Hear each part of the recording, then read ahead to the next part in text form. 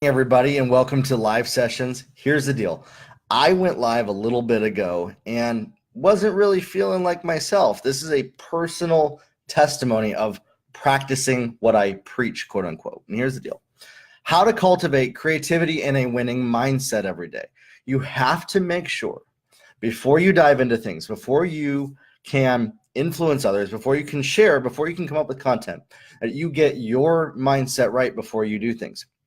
Case in point, I'm not going to go into the doldrums and the woe is me's about this.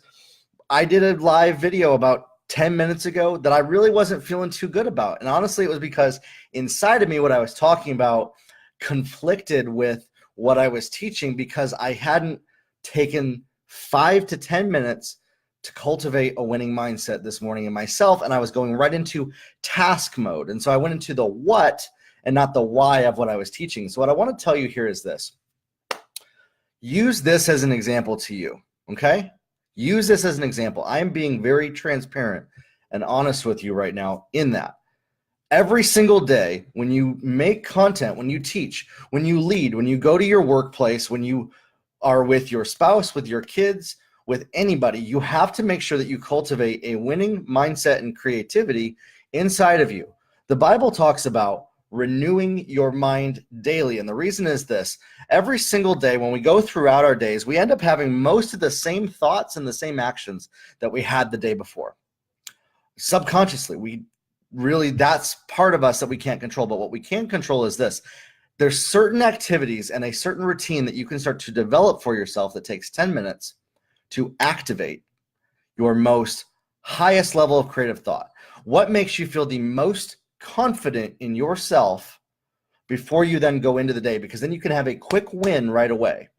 For some people, it's just eating breakfast, taking 5 minutes, drinking coffee, praying. For me, I spend time, I pray.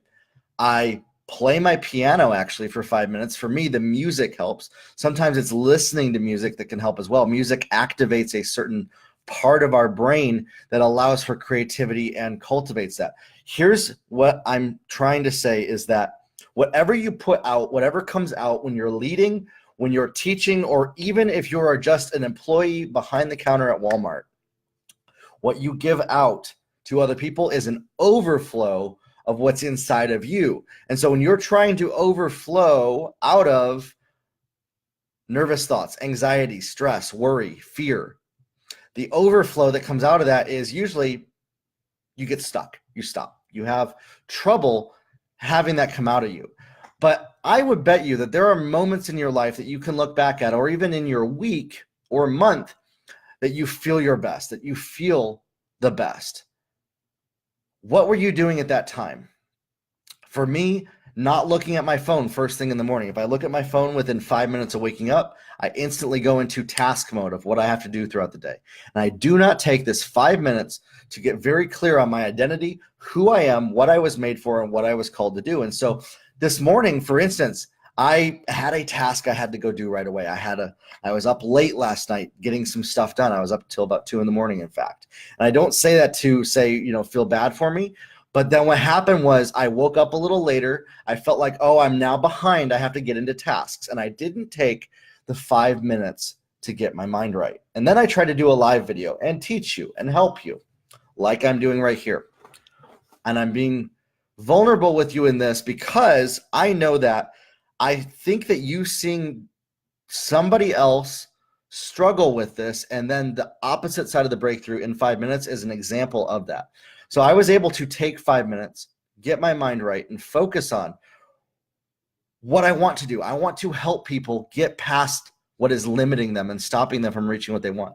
For me, it used to take me all day to cultivate this mindset inside myself.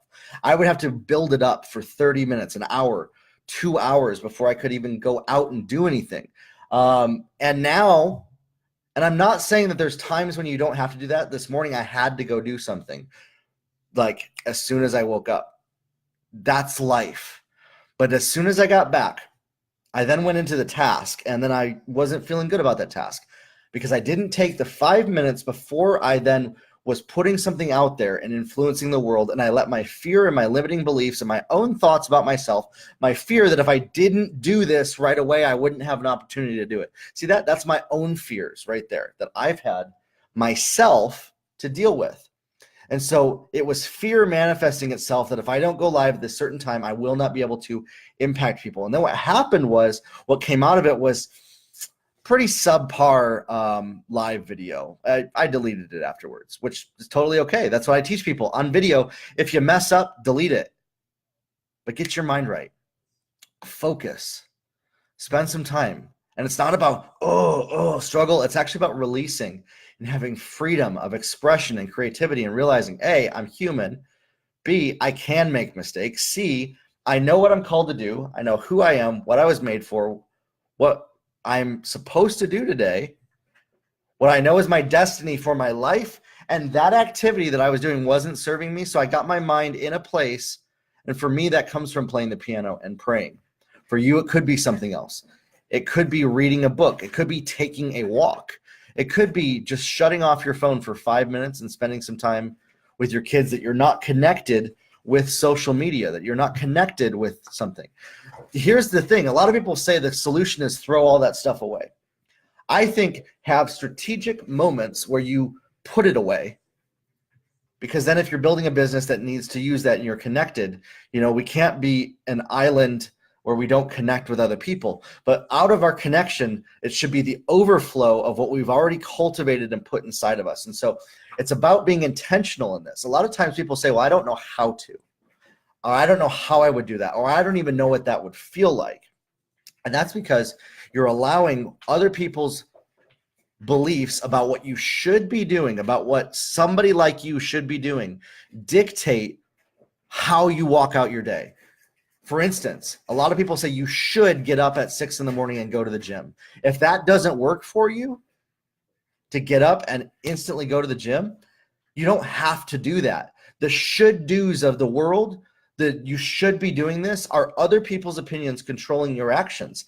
And it actually puts a cloak and perverts your own identity and your own thoughts of what you were called to do and what you were made for. So here's what I want to invite you to do today, is to make a choice. Know who you are, what you were called to do. And I apologize, my cat is playing with the blinds up here. She's literally hanging from them, from her cat tree in the background. So what you should be called to do, it's not about the should be's, but it's about knowing and making a choice. This is what I was made for. This is my identity. And that foundation of your identity and who you are, whose you are, your beliefs. If you have a limiting belief that is going on top of the truth about your identity, it then controls the actions that you make. And you have to take 5 to 10 minutes to get clear and even repeat to yourself power statements. I am powerful. I am make good choices. I'm wise. I have wisdom. I'm going out there. I'm helping people today. I am going to succeed. I am going to help other people reach their goals. I'm somebody that people like to listen to. I am well articulated. I can speak well. I can share my thoughts. I am not fearful. I am no longer fearful. I help people with their breakthrough through my own breakthrough. And those are statements for me that help.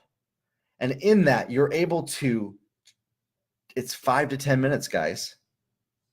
And I used to make this excuse for so long. I don't have 5 to 10 minutes to do that.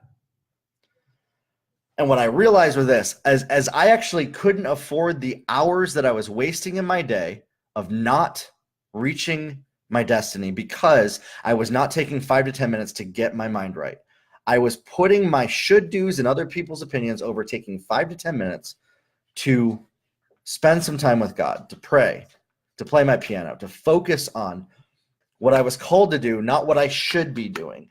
And then out of that, I could go and do the tasks. And that's because I was putting my why in front of the task. So often we are trained to put our task in front of our why, to do the thing, and then you can get to your why. But you will struggle to do that if you constantly do that. You need to flip the two. Focus on the why, focus on the destiny, the calling, and the purpose of the task. Cultivate the mindset, and then go out and win the day. And if you do that, you'll see transformation in everything that you do. Have a good one, everybody, and we will talk soon.